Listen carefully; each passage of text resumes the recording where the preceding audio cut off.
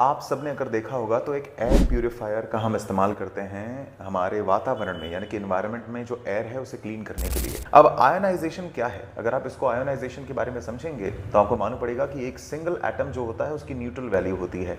जब electron add होते हैं या फिर लॉस होते हैं तो आयोनाइजेशन का प्रोसेस होता है। अब इसमें हम शरीर का आयोनाइजेशन कैसे करें? हम इतने शुद्ध हो जाएं, इतने पवित्र हो जाएं कि हमें एयर प्यूरिफायर की आवश्यकता ही ना हो। कि नेगेटिव और पॉजिटिव आयंस होते हैं।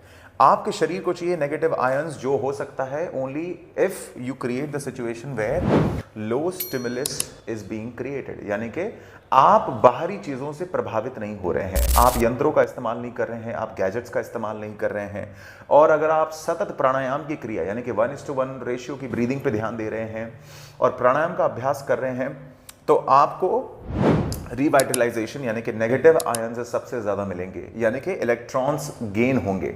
और यहीं पर अगर पॉजिटिव आयंस होंगे यानी कि इलेक्ट्रॉन्स का लॉस होगा तो आप क्या होगा, यहां पर आपको लेथार्जी आएगी, आपके अंदर आलस्य आएगा, आप स्टिमुलस का इस्तेमाल करेंगे, आप रील स्क्रॉल करेंगे, आप तरह तरह के गाने सुनेंगे, अपने मन को जितना हो सके स्टिमुलस देने का प्रभाव पैदा करेंगे, जिससे बीमारियां, जिससे शरीर की तकलीफ, मन और बुद्धि का कमजोर होना, ऐसी तकलीफें पैदा होंगी।